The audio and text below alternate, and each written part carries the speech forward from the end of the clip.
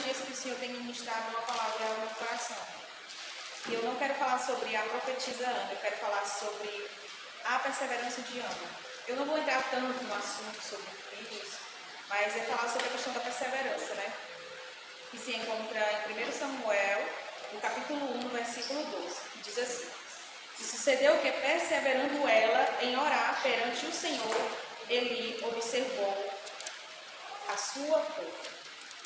E eu escrevendo aqui algumas coisas, anotando aqui algumas coisas. E como eu já falei, eu quero falar sobre a perseverança de Ana, né? Porque essa mulher foi perseverante. Ana, nós sabemos que ela não podia ter filhos, né? Porque o Senhor que tinha cerrado a madre dela ali, mas tudo tinha um propósito. E todos os anos eles iam adorar o Senhor em Siló. Eucana, seu marido, a Ana, né? E a outra, que era a Penina, a sua segunda mulher de Eucana. Ana era incapaz de conceber filhos, e nos tempos do Antigo Testamento, uma mulher sem filhos era considerada uma fracassada. Sua esterilidade configurava um embaraço social para o seu marido. Os filhos eram parte importante da estrutura econômica da sociedade. Eles continuam uma fonte de trabalho para a família. E era responsabilidade deles cuidar de seus pais quando chegavam à velhice. Então, naquela época era muito importante ter filhos, né? E tinha todo esse protocolo, essa lei. Era bem complicado, viu? E se não pudesse gerar filhos, a esposa era obrigada, segundo os costumes do Antigo Oriente Médio, a dar uma de suas servas a seu marido para que gerasse filhos por ela. Olha aí como era difícil, né? Meu Deus, eu tava lendo, estudando e eu, misericórdia, se fosse hoje, quantas mulheres, né, tinha que dar outras mulheres para os seus maridos, mas graças a Deus que isso foi quebrado. E naquela época, graças a Deus, era permitido o marido divorciar-se de uma esposa. Também era permitido naquela época o homem se divorciar. Hoje já existe muito divórcio, né, no meio da igreja e tal. Imagine se isso também fosse permitido hoje.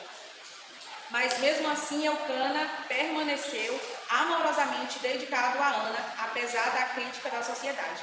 Aí era por isso que Eucana tinha outra mulher, né, que era a Penina. Porque naquela época era permitido, quando a mulher não conseguia gerar, era permitido que o homem tivesse outra mulher para que eles tivessem filhos, né, para que ela gerasse.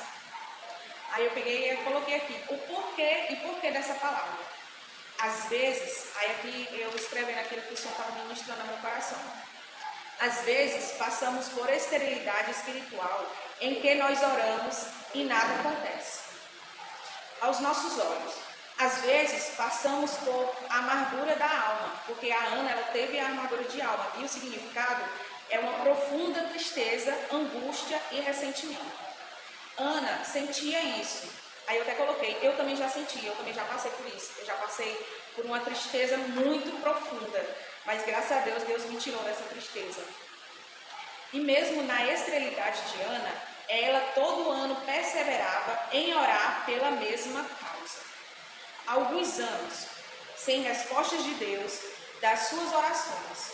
Aí eu coloquei, não é assim conosco?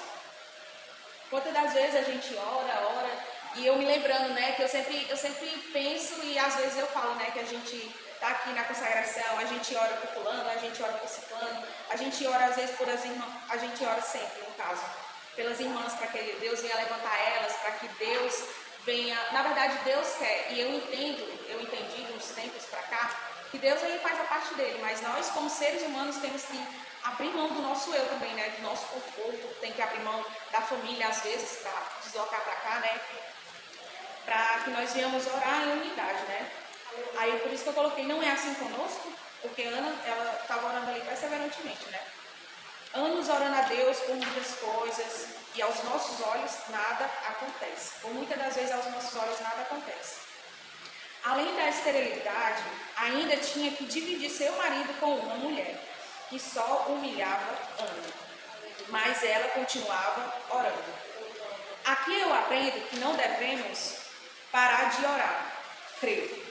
Mesmo que tenha pessoas tirando chacota, O significado de chacota é desdenho, escárnio, zombaria.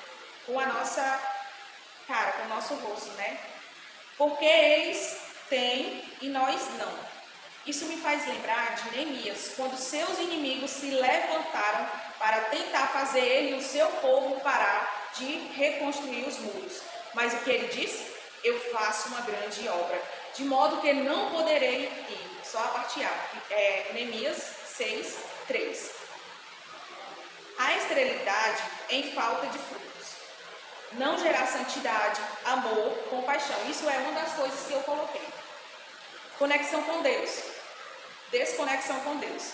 Pecado, afastamento ou falta de fé que impede o fluxo da graça divina, levando à sequidão espiritual. E outras coisas também.